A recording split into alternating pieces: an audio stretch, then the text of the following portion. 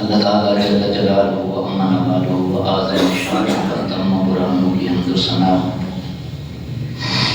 بارگاہ حضور سرور کونین مالک کوثر شفیع معاشر المرسل جہاں دستگیر زمان معصوم آمنہ احمد مجتبی جناب محمد مصطفیٰ صلی اللہ تعالیٰ علیہ وسلم کے دربار کرم میں اپنی عقیدتوں محبتوں کی نیاز پیش کرنے کے بعد ہے عزت و تکریم کے لائق بزرگ و دوست و عزیز ساتھی السلام علیکم ورحمۃ اللہ وبرکاتہ۔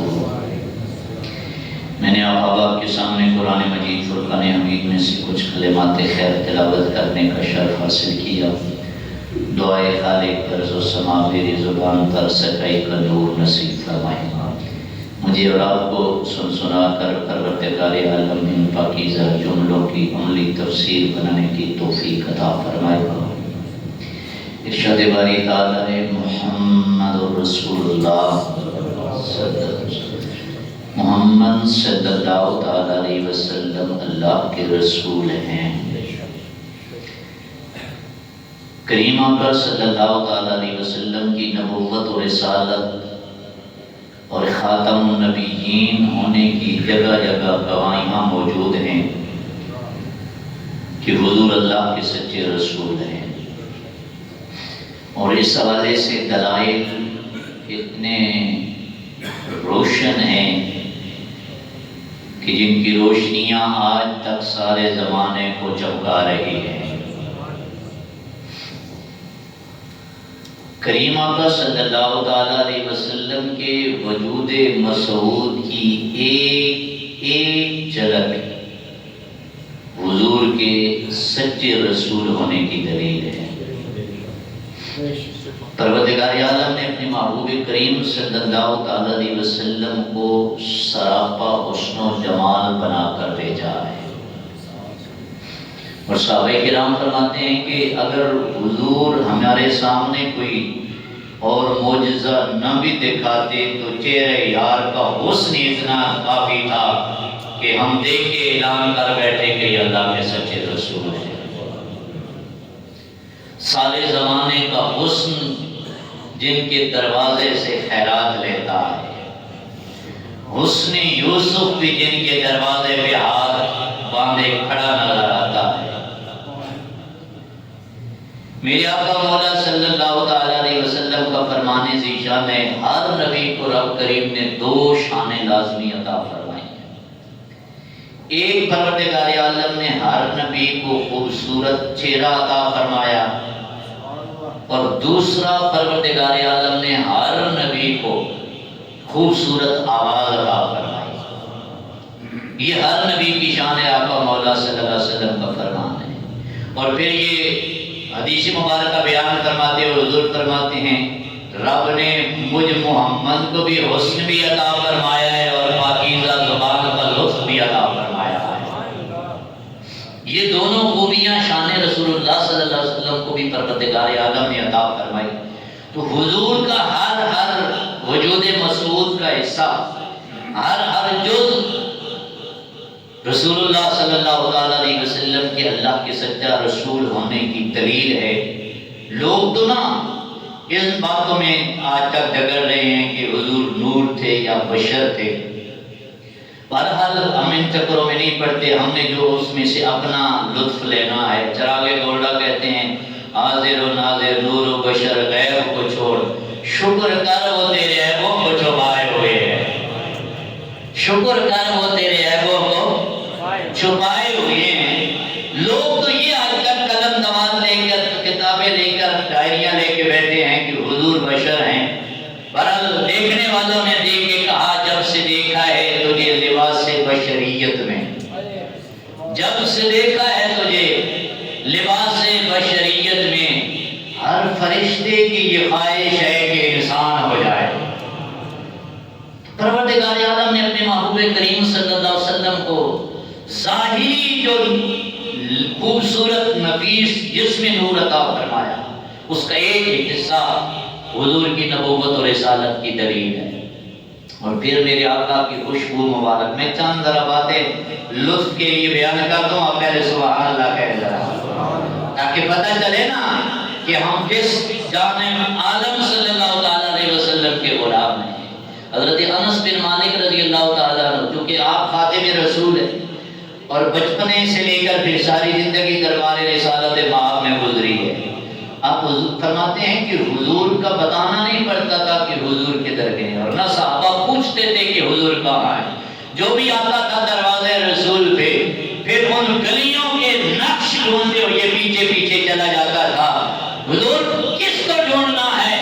سرکار سے ملنا ہے، پوچھو تو صحیح سرکار کدھر گئے ہیں۔ حضرت انس بن مالک فرماتے ہیں گلیوں میں مہکنے والی خوشبو بتاتی تھی آمنہ کے نام کا گزر ہوا۔ اب یہ محبت کا صحابہ کا بھی انداز تھا نا، خوشبو تو کائنات میں دیکھیں کہ ہر دوسرے بندے سے خوشبو الگ نظر آتی ہے، الگ علیحدہ خوشبو۔ اور پھر عرب کے اندر جو خوشبوئیں مشہور ہیں، عرب کے ویسے لوگ حرکت خوشبوؤں کے وہ شوقین بھی ہیں اور خوشبوئیں مشہور بھی ہیں۔ خوشبو تو طرح طرح کی ہوتی ہے، چمیلی کی بھی ہے، موتیے کی بھی ہے، گلاب کی بھی ہے، ہر خوشبو علیحدہ ہوتی ہے۔ میں قربان رسول اللہ کے مریدوں کا، ساری کائنات کی خوشبوؤں سے انہیں پتہ چل جاتا تھا رسول اللہ کی خوشبو کون سی۔ تو میرے آقا مولا صلی اللہ علیہ وسلم کی خوشبو بتاتی تھی کہ آپ اللہ کے سچے رسول ہیں۔ سبحان اللہ۔ حضرت عتبہ رضی اللہ تعالیٰ عنہ صحابی رسول ہیں، ان کی 4 بیویاں ہیں، اور حضرت عتبہ سے خوشبو اس قدر آتی ہے کہ جو سارے زمانے سے جدا نظر آتی ہے۔ آپ کی ازواج کہتی ہیں کہ ہم روزانہ حیران ہوتی ہیں کہ خوشبوئیں ہم بھی بڑی لگاتی ہیں اور مہنگی مہنگی بھی خریدتی ہیں کہ شاید ہماری خوشبو حضرت عتبہ سے زیادہ خوبصورت آئے، لیکن کہتے ہیں حضرت عتبہ کی خوشبو کا جدا ہی انداز تھا۔ تو ایک دن ہم نے نا مل کے پروگرام بنایا کہ حضرت عتبہ سے پوچھتے تو ہیں ذرا وہ مارکیٹ تو بتائیں، وہ دکان تو بتائیں، وہ بازار تو بتائیں جہاں سے یہ خوشبو خرید کے لاتے ہو۔ حضرت عتبہ سے 4 بیویاں مل کے پوچھنے لگی۔ حضرت عتبہ فرمانے لگے میں نے تو لگائی نہیں کبھی، میں نے تو کبھی لگائی نہیں، اور زیادہ تعجب میں پڑ گئی۔ کہاں؟ اب کہتے ہیں لگائی نہیں، خوشبو زمانے سے جدا ہے۔ کہتے ہیں وجہ یہ ہے، ایک دفعہ ایسا ہوا کہ میرے جسم کا کوئی چاہے کہ بیماری کے آثار ظاہر ہوئے تو کچھ ایسے جسم پشت پر، تو میں دربار رسالت مآب میں حاضر ہوا اور عرض کی یا رسول اللہ صلی اللہ علیہ وسلم جسم کی یہ کیفیت ہے۔ کرم کیا سرکار نے اور فرمایا کہ اپنی پشت سے ذرا کرتا اٹھائیے۔ اللہ کرے بات سمجھ میں سمجھا سکوں، سبحان اللہ کہہ ذرا۔ اللہ کرے یہ خوشبو میرے رسول کی قیامت تک میرے رسول کی امت کو نصیب ہوتی رہے، اور میرا رب ہمیں یہ خوشبوئیں لینے کی توفیق عطا فرمائے۔ خوشبو آج تک آمنہ کے لال کی مہک رہی ہے، جس کی وجہ سے زمانہ خوشبوؤں سے بھرا ہوا ہے، کوئی لے یا نہ لے۔ اب لیکن ایک بندہ بازار میں جائے گی خوشبو تو خوشبو والے کا تو قصور نہیں ہے، ان کی مہک نے دل کے اونچے پھیلا دیے ہیں، جس سمت چل دیے ہیں پوچھے بسا دیے۔ بہرحال حضرت عتبہ فرماتے ہیں کہ میرے حضور میں سرکار کے دربار میں حاضر ہوا، سرکار نے فرمایا کرتا اٹھائیے۔ تو جس جگہ پہ نا مجھے تکلیف تھی تو میرے حضور نے میری پشت مبارک پہ اپنا ید اللہ والا ہاتھ رکھا، دست ہمایوں رکھا۔ فرماتے ہیں بس وہ دست ہمایوں کی ایسی کیفیات تھی، میرے حضور کے مبارک ہاتھ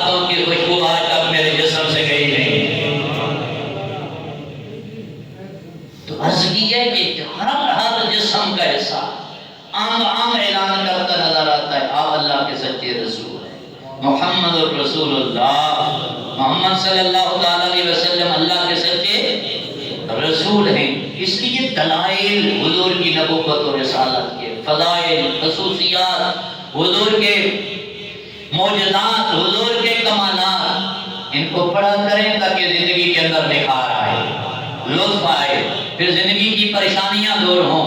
फिर मेरे रसूल पाक बोलिए सल्लल्लाहु अलैहि वसल्लम, हुजूर की सीरत तैयबा का एक पहलू ये था कि हुजूर हर लम्हा मुस्कुराते रहते थे। हर लम्हा क्या करते रहते थे? मुस्कुराते रहते थे। हुजूर का मुस्कुराना, हसीन बंदा वैसे भी हो और फिर मुस्कुराए। हालांकि ये भी रवायात के अंदर आता है कि कभी जलाल भी हुजूर की तबीयत मुबारक में आ जाता ना, तो उस रोज भी साहबे करम फरमाते हैं कि हुजूर की हुस्न की कैफियत ये होती थी, मैं नक्शा खींच लूं तो फिर लुत्फ आ जाएगा। फिर रवायात के अंदर आता है, साहबा फरमाते हैं जलाल वाले दिन भी चेहरे यार के हुस्न की कैफियत यूं लगती थी जैसे किसी ने ना शीशे के ट्रे में अनार के दाने निचोड़ के रख दिए हो। सुभान अल्लाह। ये हुजूर के जलाल वाले दिन चेहरे नूर का हुस्न था। तो जब हुजूर मुस्कुराते होंगे तो फिर मेरे रसूल पाक के चेहरे का, हुजूर हर लम्हा मुस्कुराते। इसलिए मेरा जो मौजू है उसके एक इसका मौजू सुखन ये है, रसूलुल्लाह सल्लल्लाहु अलैहि वसल्लम की सीरत के मुख्तलिफ पहलू, हुजूर की सीरत तैयबा, हुजूर की जिंदगी मुबारक को पढ़ा करें। ये जगह जगह रोना, हर घर में रोना, हर वक्त रोना, परेशानियां, दुख तकलीफें और छोटी छोटी बातें लेकर जिंदगियों को परेशान बना लेना। अब देखिए मेरे हुजूर से भी पढ़कर किसी ने तकलीफें उठाई, हुजूर खुद ऐलान करके गए हैं सारी नबियों को जिंदगी में तकलीफें आई, लेकिन इतना किसी को नहीं सताया गया जितना मुझे मोहम्मद को सताया गया। लेकिन चेहरे की मुस्कुराहट हर वक्त है, उनके आने से आ जाती है चेहरे पे रौनक। अक्सर लोग समझते हैं बीमार का हाल अच्छा है, हुजूर मुस्कुराते थे तो सारे गुलामों को भी लुत्फ आ जाया करता। तो न जाने क्या मुस्कुराने की अंदाज थी, क्या अंदाज थे, क्या मकासद थे। और बंदा कभी कभी तो किसी के लिए भी मुस्कुरा देता है ना, ताकि सामने वालों को पता चले कि इनके चेहरे में, इनकी जिंदगी में सुकून भरा है। तकलीफें लाख भी होती और अबू बकर उमर के सामने और हजरत बिलाल के सामने मेरे आका मुस्कुराते रहते, ताकि हजरत बिलाल को भी दुख भूल जाए, चेहरे यार को मुस्कुराता। मुरीद को और चाहिए क्या? मुरीद का तो ये मन यही होता है मेरे मुर्शिद के चेहरे पे हर वक्त मुस्कुराहट। हजरत अमीर खिसरो ना रहमतुल्लाह अलैह, हजरत ख्वाजा निजामुद्दीन औलिया देवी रहमतुल्लाह अलैह आपके मुरीद खास हैं और आपके महबूब हैं। कुछ मुरीद भी महबूब होते हैं, तो खास मुरीद थे हजरत ख्वाजा निजाम के। एक दिन ना हजरत अमीर खिसरो घर से दौड़े और दौड़े ना तो जूते पहनने का याद ही नहीं रहा। जूते पहने बगैर नंगे पांव दौड़े, गली में किसी ने पकड़ लिया, कहा वो फकीर किधर दौड़ के जा रहा, तेरे पांव में जूते भी नहीं है। कहा किसी ने मुझे आके बताया है कि हजरत निजाम के चेहरे पे मुस्कुराहट आई हुई है, तो मैं दौड़ इसलिए पड़ा हूं कि जूते पहनो तो कहीं देर न लग जाए, मैं जाके वो आवाज तो देखूं मेरे यार मुस्कुराता कैसा है। हजरत बिलाल पत्थरों के नीचे लेटते रहे, अंगारों पे लेटते रहे।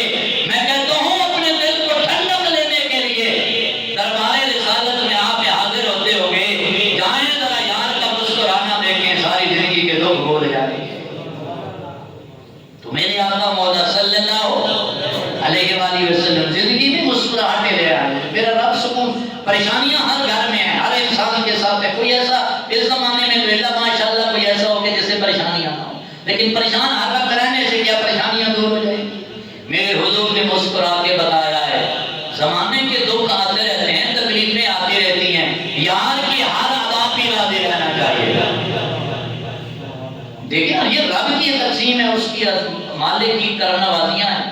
वो खुश रखे या क्या है, दुखी रखे, उसकी मेहरबानी है। तो बहरहाल मेरे रसूल पाक सल्लल्लाहु अलैहि اپنی زندگی میں مسکراہٹیں، خوبصورت زندگی کو بنائیں. زندگی لیکن موت بھی ایک بار آتی ہے اور زندگی بھی ایک ہی بار ملتی ہے، روز روز نہیں ملتی. اس زندگی کو جہنم نہ بنائیں، پریشان کو زندگی سکون سے بنائیں. اور جب انسان کا یہ عقیدہ ہو جائے نا کہ یہ جو زندگی کا یہ والا حصہ ہے یہ بھی میرے رب کی عطا ہے. وہ بھائی دکھ یا سکھ یہ کس کے ہاتھ میں؟ اللہ کے ہاتھ میں. تو یہ رب کریم دے رہا ہے انسان کو. تو جس حال میں محبوب رکھے تو بندے کو رہنا چاہیے. دکھ قبول محمد بخشا کے راضی ہون پہ آ رہے. اس لیے میرے رسول پاک بولیے صلی اللہ علیہ وآلہ وسلم حضور ہر وقت مسکراتے رہے. حضور کی سیرت طیبہ کا ایک روشن پہلو ایسا تھا کہ حضور کا مبارک لعاب مبارک وہ بھی حضور جان عالم بیماروں کو لگاتے تو میرا رب بیماروں کو شفا عطا فرما دیتا. تو صحابہ کرام فرماتے ہیں ہمیں لعاب دہان مصطفیٰ سے پتہ چل جاتا کہ آپ اللہ کے سچے رسول ہیں. سبحان اللہ. محمد الرسول اللہ، محمد صلی اللہ علیہ وسلم اللہ کے سچے رسول ہیں. اب یہ آج کل کے لوگوں کو کہاں یوٹیوب سے سننے والے تقریروں کو کیا پتہ چلے کہ تھوک میں بھی شفا ہوتی ہے. آج کل تو جگہ جگہ پہ لکھا ہوتا ہے یہاں پہ تھوکنا منع ہے، پر قربان جائیں صحابہ کی مقدر پر اور قربان صحابہ کے ایمان پر. ہر لمحہ اپنی جھولیاں اور ہاتھ پھیلائے رکھتے تھے. حضور کبھی دانت پہ دہن مبارک نکالیں گے تو ہم اپنے چہروں پہ لے لیں گے، ہم اپنے ہاتھوں پہ لے لیں گے. حضرت مولا علی شیر خدا کی مبارک کی آنکھوں میں تکلیف آئی نا تو آپ سرکار کے دروازے اثر پہ حاضر ہوئے تو حضور نے اور کوئی علاج نہیں کیا، اپنا لعاب دہن مبارک نکال کے حضرت علی کے ہاتھ مبارک آنکھوں پہ لگا دیا. مولا علی شیر خدا فرماتے مجھے سمجھ نہیں آتی تھی نظر پہلے زیادہ تھی یا اب زیادہ ہو گئی ہے حضور کے لعاب مبارک کی وجہ سے. حضرت قتادہ رضی اللہ تعالیٰ عنہ صحابی رسول جنگ لڑ رہے ہیں، دوران جنگ لڑتے لڑتے دشمن کے وہاں سے آگ کا ڈھیلا یہ والا باہر آ گیا اور ہاتھ میں اٹھا کے سرکار کے دروازے پہ حاضر ہو گئے. طبیب دو جہاں کے دروازے پہ وہ جو کہتے ہیں کچھ نہیں نبی کر سکتا وہ بے شک منہ نیچے کر کے بیٹھے. اس کا نظریہ یہ ہے آمنہ کا لال رب کی عطا سے سب کچھ کر سکتا ہے. وہ پیار سے کہے سبحان اللہ. صحابی رسول ہے حضرت قتادہ. حضرت صحابہ کو نہیں پتا کہ یہ آنکھ دینا لینا یہ رب کی عطا ہے. یہ تو کسی جناب ماہر سرجن کا کام ہے. ان کے پاس جائیں قربان جائیں. بیماری جو بھی آتی تکلیف جو بھی آتی صحابہ دربار مصطفیٰ پہ حاضر ہوتے ہیں. اس لیے کہ جو دربار رسالت میں آپ پہ آ جاتا ہے اس سے زمانے کے دکھ بھول جاتے ہیں. ہماری پریشانیاں میں نے پہلے بھی یاد کی ہے، ہمارے دکھ تکلیفیں بڑھ اس لیے گئے ہمیں رسول اللہ کے دروازے کو ہم نے بلا دیا. یاد کی چوکھٹ مجھے بھائی نے پچھلے ہفتے کہا ہے کہ آپ نے کلام پڑھنا ہے تو میں نے اس کلام پہ پورا موضوع تیار کر دیا. الحمدللہ مجھے لطف بھی بڑا آیا. زندگی کا مزہ آوے سرکار نے بوئے تھے لکھنے والے نے بھی حل کیا نا. زندگی کا مزہ یہ جملہ ان سے لطف تو رہے ذرا ان کی گہرائی میں اتر کو دے دیں گے. زندگی کا لطف آ جائے سرکار سے ہوئے تھے پھر دکھ اپنے یاد نہیں رہتے. پہلے میں نے یاد کیا ہے اگر ہمیں دروازہ رسول مل جائے تو وہاں پہ انسان کی زندگی کے دکھ ویسے ختم ہو جاتے ہیں، پریشانیاں اللہ کے فضل سے ویسے ہی ختم ہو جاتی ہیں. حضرت قتادہ بولیے رضی اللہ تعالیٰ عنہ حضور کے دروازے حضور دوران جنگ ہو رہی ہے حضور آنکھ نکل گئی ہے. حضور نے یہ نہیں فرمایا قتادہ آنکھ نکل گئی ہے تو آپ کو پتا ہے یہ تو کچھ نہیں کر سکتے. حضور نے فرمایا قتادہ اپنی آنکھ اسی جگہ پہ رکھیں جدھر پہلے لگی ہوئی تھی. آنکھ میں دوبارہ وہی ڈھیلا رکھا. حضور نے اپنا لعاب دہن مبارک لگایا.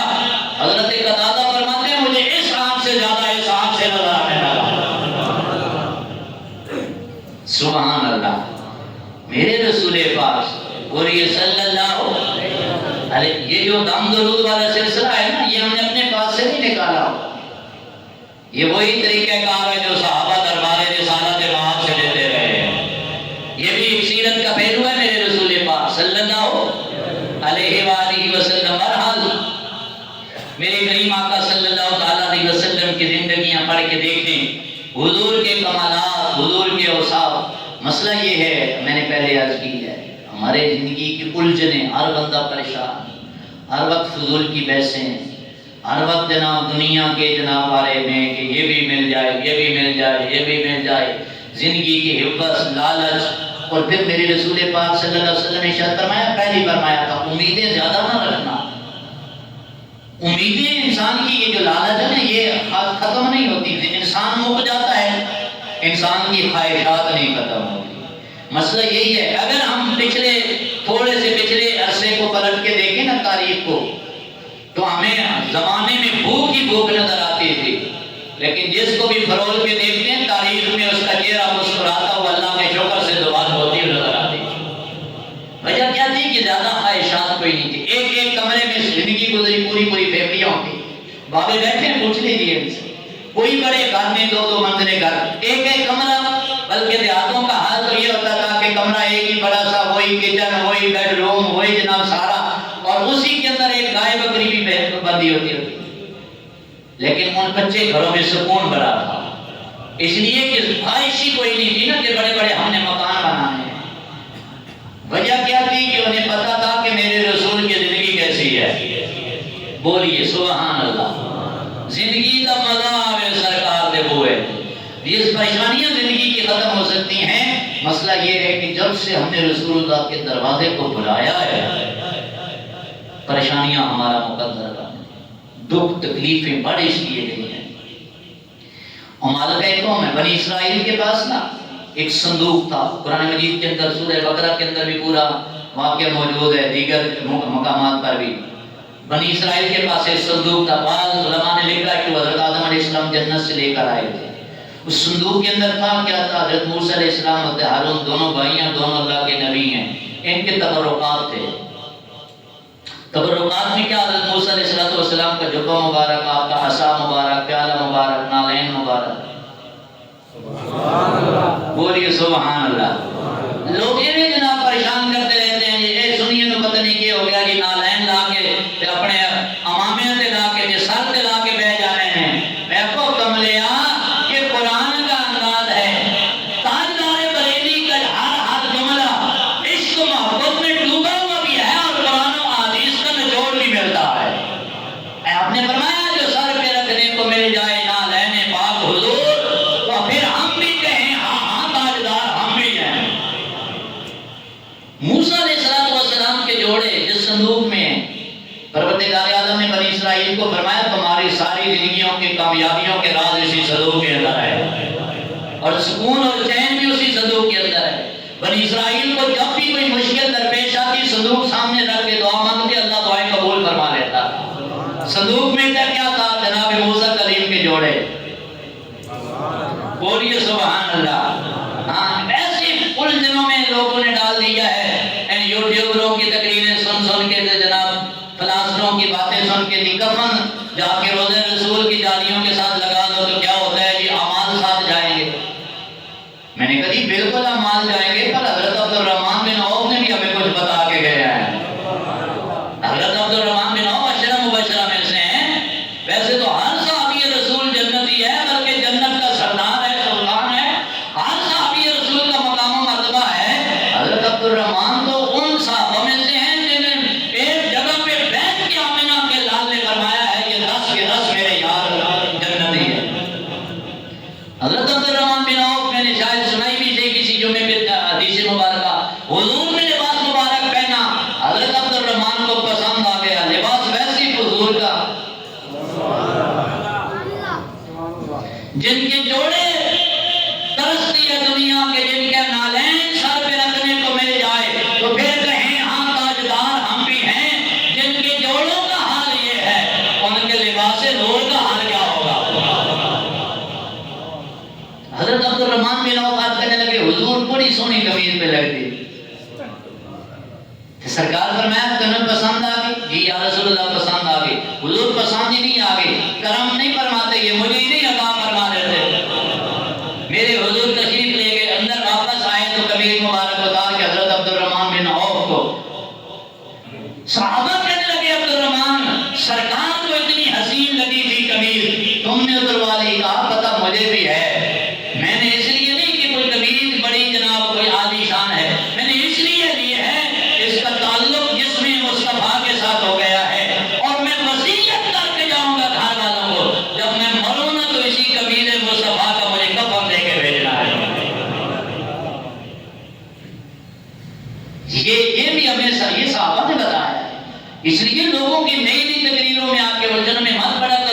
کہ کفن مدینے کی جانیوں سے حضور کے روضے اطہر سے لگ جائے تو فائدہ نہیں دیتا، نہیں بھائی ہم عاشقوں کو تو فائدہ دیتا ہے۔ سبحان اللہ، سر یار کے ہر گرام شہر کی چیز یہ مولا ہے ماشاءاللہ۔ بہرحال ہم نے، میں نے پہلے عرض کی ہے، مسلمان ہو کہ ہم اعتراضات کرتے نظر آتے ہیں۔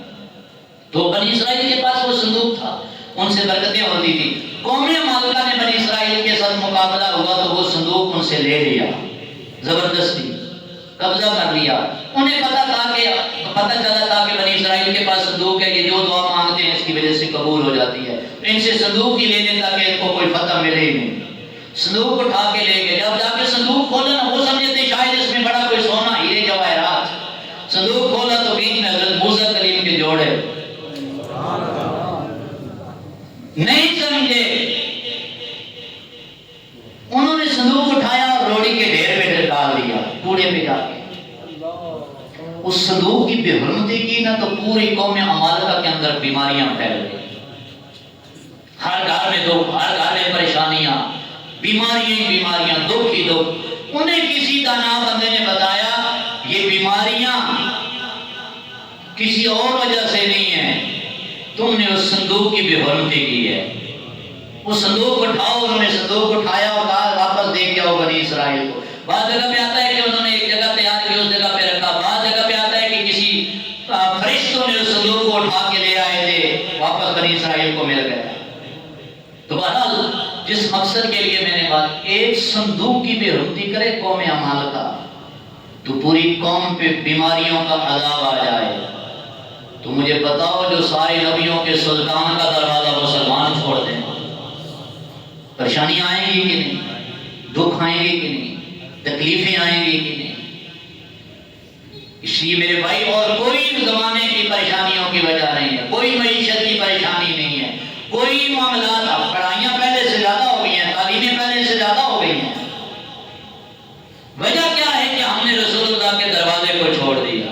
ہم نے جہاں سے روشنی لینی تھی وہاں ہم گئے ہی نہیں، اور جہاں سوائے اندھیروں کے کچھ ملتے ہی نہیں ہے وہاں ہر بندہ جناب پکڑ کے بیٹھا ہوا ہے۔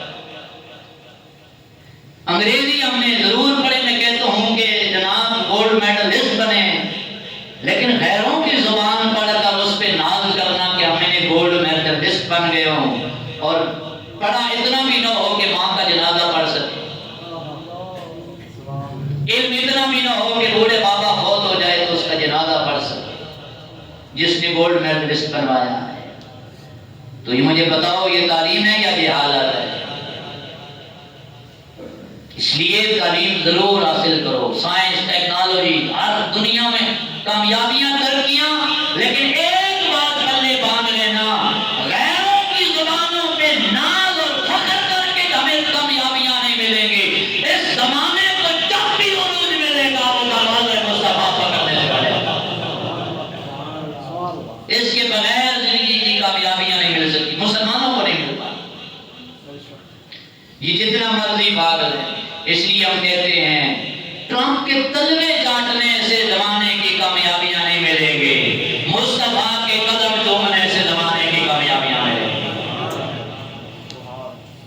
اس لیے آئیں، ہمیں کیا دروازے کھٹکھٹانے کی ضرورت، بندہ جاتا تو وہاں سودا لینا جس کے پاس کوئی ہو نہ، ہمارے پاس تو بازار مصطفیٰ ہے۔ سبحان اللہ بولیے۔ ایک پہلو اور میں حضور کی سیرت طیبہ آپ کو سمجھ آتی ہے؟ سبحان اللہ۔ ہماری پریشانیوں کی ایک وجہ یہ ہو گئی ہے کہ عدم برداشت بہت زیادہ ہو گئی ہے، بالخصوص ہماری نئی نسل۔ اب پرانے بزرگ موجود ہیں، پہلے کبھی کبھار سالوں بعد کبھی کوئی سننے کو ملتا تھا کہ کسی علاقے میں کسی مرد نے عورت کو طلاق دے دی، پہلے وقت کی بات کر، اب کی نہیں۔ اب ہر چوتھے گھر میں طلاق کا رولا بڑا ہوا ہے، چھوٹی چھوٹی باتیں، کوئی لڑائیاں نہیں، کوئی بیچ میں پوچھو تو کچھ بھی بات سمجھ نہیں آتی، چھوٹی چھوٹی باتوں پہ عدم برداشت، فلاں بھی میرا دشمن ہے، فلاں بھی میرا دشمن ہے، فلاں بھی میرے خلاف ہے، ہر وقت اسی پریشانی میں کہ سارا زمانہ میرا دشمن ہے۔ او بھائی زمانہ دشمن کیوں بنے؟ آپ بناؤ نا زمانے کو اپنے محبت کے ساتھ اپنا گرویدہ۔ میرے رسول پاک بولیے صلی اللہ علیہ وآلہ، حضور کا نا حضرت بلال حبشی آپ کے خزان جی ہیں، ایک نا یہودی عالم تھا زید بن سانہ رضی اللہ تعالیٰ عنہ میں ایمان لیا. وہ ایک دن حضرت بلال حبشی کے پاس آ کر کہنے لگے کہ مجھے پتہ چلا ہے کہ حضور لوگوں کے قرضے بھی ادا کرتے ہیں. یہ جو کہانیاں بن گئی ہیں نا کہ آج کل قرضہ دے کر پھر بھیک مانگنا پڑتی ہے، یہ پتہ نہیں کس نے سبب پڑھا دیے ہیں. میرے رسول کی سیرت تو یہ ہے حضور نے کبھی کسی کو قرضہ دیا نہیں ہے، بلکہ اعلان تھا مدینے میں جس کا قرضہ نہ اتر سکے وہ قریب آ جائے دروازے مصطفیٰ پہ، میں محمد اس کا قرضہ اپنے پاس سے ادا کروں. یہ بھی میرے حضور کی سنت ہے. ہم نے 4 سنتیں یاد رکھی ہیں. مسواک کو سنت ہے حضور کی، امامہ شریف حضور کی سنت ہے، داڑھی رکھنا حضور کی سنت ہے، اور لوگوں کے قرضے اتارنا بھی میرے مصطفیٰ کی سنت مبارکہ ہے. تو میرے رسول حضرت بلال کے پاس وہ یہودی عالم کہنے لگے یار میں سنا ہے کہ حضور لوگوں کے قرضے بھی اتارتے ہیں، تو ظاہری بات ہے پیسوں کی بھی ضرورت پڑتی ہوگی. جی بالکل. تو حضور لوگوں سے قرضے لیتے تو ہوں گے؟ جی بالکل لیتے ہیں. تو کہنے لگے کہ میں بھی تمہیں قرضے دیا کروں گا. ٹھیک ہے جی، ان سے قرضہ لے لیا، کچھ مدت معین مقرر ہو گیا. بات ابھی 3 دن باقی تھے اس وقت مقررہ سے. حضور ایک دن مدینہ طیبہ کے چوک میں کھڑے تھے کہ وہی یہودی عالم ساتھ حضرت فاروق اعظم بھی ہے. تو انہوں نے نا بڑے سخت لہجے میں حضور کے ساتھ مخاطب ہو کے کہنے لگے کہ مجھے آپ نے قرضہ واپس کرنا ہے. ارے جو یہ قرض آ جانا اللہ آپ سب کو محفوظ فرمائے، سب کے لیے اسباب عطا فرمائے. قرض مشکل ہے، بڑا مشکل لمحہ ہے، اللہ سب کے لیے آسان والی معاملہ تھا. اور آ جائیں تو پریشان نہ ہوا کرو، یہ بھی میرے رسول پاک کی سنت ہے. یہودی بڑے دربار میں آ کے بازار میں آپ نے میرا قرضہ دینا، اور سخت لہجے میں بات بھی کی. میں نے وہ جملے بھی زبان پہ لاتا. جب یہ جملے کہے نا تو حضرت فاروق اعظم سے رہا نہ گیا، تلوار نکال لی. کہنے لگے یا رسول اللہ میں اس کی گردن کاٹوں، ہوتا کون ہے میرے حضور کے خلاف اتنے سخت لہجے میں بات کرنے والا. میرے حضور نے فرمایا عمر تلوار پیچھے کر لے. یار آپ کو چاہیے تو یہ تھا مجھے کہتے کہ حضور اس کا قرضہ دیں، اور اسے کہتے یار 3 دن ابھی رہتے ہیں صبر تو کر لے، ہم دونوں کو سمجھاتے، تم نے تلوار نکال لی. آقا پھر کیا کیا جائے؟ اس نے بات ہی ایسے ہی ہے. غلامی ہوتی وہی ہے کہ یار کے خلاف بندہ بات سن ہی نہیں سکتا. ہاں جس کے اندر کوئی ایمان کی رتی ہے نا وہ نہیں سن سکتا. تو بہرحال چلا جائے تو پھر جو مرضی ہوتا رہے تو پھر چلا. بہرحال حضرت فاروق اعظم سے برداشت. حضور تلوار نے سرکار نے فرمایا تلوار. حضور کیا کرے؟ سنو میرے حضور کی تربیت، حضور کی سیرت. سرکار نے فرمایا اس کو ساتھ لے جاؤ، فلاں جگہ پہ کھجوریں پڑی ہیں، اس کو تول تول کے دو، جتنا اس کا قرضہ ہے وہ بھی دے دو، اور کچھ کھجوریں نہ زیادہ اضافی. یہ جو تلوار نکال کے اسے آپ نے ڈرایا ہے، سبحان اللہ، پوری آواز گونجے ذرا. یہ صرف ڈرایا ہے کس کو؟ یہودی کو. اور یہودی کو صرف تلوار سے جناب عمر ڈرائے تو حضور فرماتے ہیں اس کا دل توڑا ہے، واپس اس کا دل جوڑو. ان کا کیا بنے گا لاشوں سے جنہوں نے پورے شہروں کو بھر دیا ہے. بہرحال حضور نے فرمایا اس کو کھجوریں زیادہ دینی ہے. ایک حدیث پاک کے اندر ہے 20 کلو کھجوریں زیادہ جناب عمر نے دی. جب اس یہودی کو ساری کھجوریں دے چکے نا، اور ساتھ وہ حضور نے جو اضافی فرمایا وہ بھی دی ہیں، تو وہ یہودی نا ایسا کھجوریں بھی لے رہا ہے اور جناب عمر سے کہہ رہا ذرا اور کوئی یار دی گل بھی سناؤ، ذرا اور بھی کوئی حضور کی گلنا. جناب عمر کو جلال آ گیا. پھر کہنے لگے کھجورا لے چپ کر کے، نالے گلا کر رہے حضور کے خلاف، نالے پھر کہنے کوئی یار نہیں گلا سنا. جب کھجوریں لے چکے نا تو یہودی کی آنکھیں جناب برس پڑی. عمر کا ہاتھ پکڑ کے کہنے لگے عمر میں نے قرضہ نہیں دینا تھا، میں نے تورات پڑھی تھی، عالم تھا تورات کا، میں نے یار کی ساری نشانیاں پڑھی، ساری پوری ہو گئی تھی. ایک نشانی میں اور ٹٹول رہا تھا، وہ میں یار کا علم دیکھنا چاہتا تھا. میرے آقا کی طبیعت میں نرمی کتنی ہے میں کافی دنوں سے، اس لیے میں نے قرضہ خود اس وجہ سے لیا ہے کہ میں قرضہ دوں گا پھر سختی کروں گا، پھر یار کی میں طبیعت دیکھوں گا. پر کہتے ہیں یار میں نے اب ماں کے حد کر دیا ہے، پر آمنہ کے لال نے رجا کے حد کر دیا ہے. کوئی نہیں لینی، میں نے پیسے کوئی نہیں لونے، مجھے لے چل مدینے والے کے دربار میں، زندگی دا مزہ آوے، سرکار دے بوئے تھے، مجھے لے چل حضور کے دروازے پہ، آ کے کلمہ پڑھا اور مسلمان ہو گئے، پھر جلیل القدر صحابی بنے اور ساری زندگی بتاتے تھے لوگوں میں تو یہودی تھا، مجھے آمنہ کے لال کی مزاج طبیعت اور نرم طبیعت نے کھینچ کے اپنے غلاموں میں لے آیا۔ اس لیے یہ ساری سختیاں، یہ ساری عدم برداشت اس سے ختم ہو سکتے ہیں۔ وجہ کیا ہے؟ زندگی دا مزہ آیا